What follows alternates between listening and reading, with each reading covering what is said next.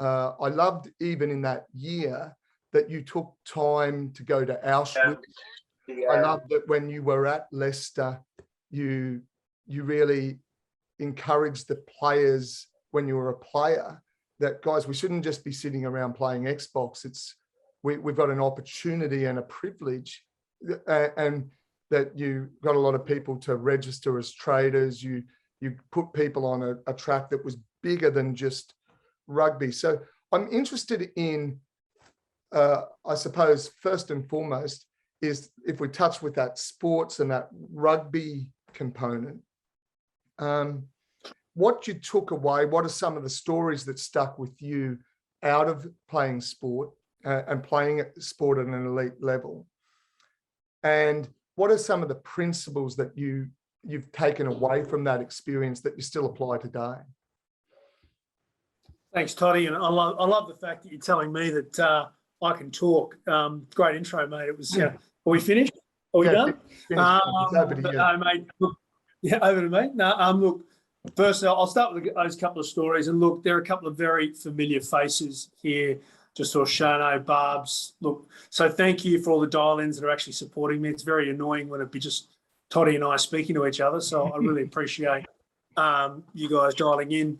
And I'm very humbled. I'm not an expert. I'm not a rock star. It's really interesting when you put down a couple of things you've done. It also doesn't, you don't ever often list all the things you failed at. So I'm more than happy to go into those as well. But look,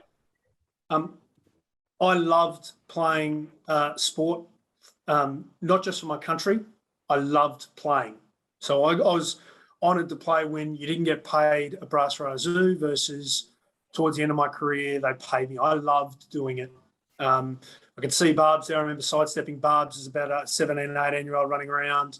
And I remember stepping Toddy when I was a few years younger than him. And look, I just loved competing. I love competing, still to this day.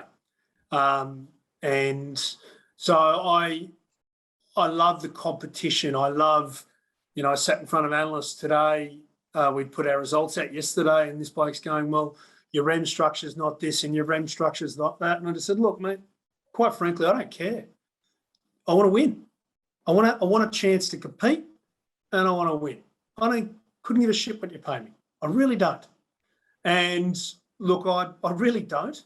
I don't look at your career as linear. I look at it as a collection of experiences, and it's and I don't begrudge people that spend 40 years doing one thing. That's cool. If that's what they wanted to do, that's really cool.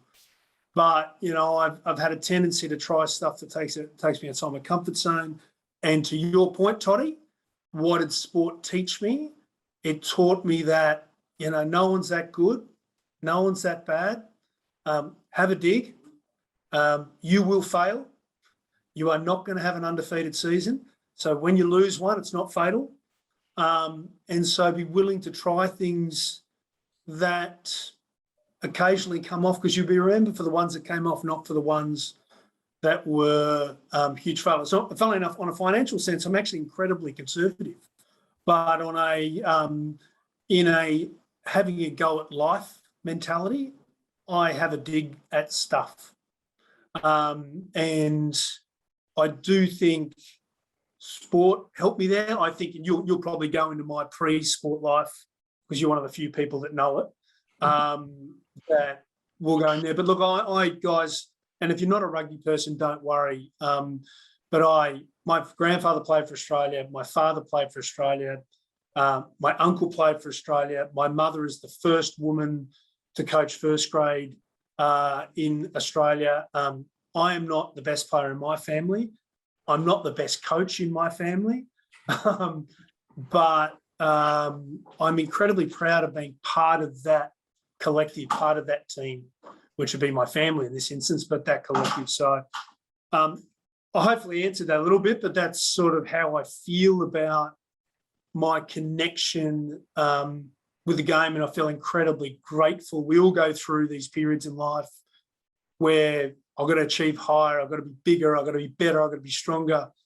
or whatever else. And there are times in your life that you get to sit back and just go, it was amazing to be part of that experience or this experience, because no job is forever. So I'm incredibly grateful to the game.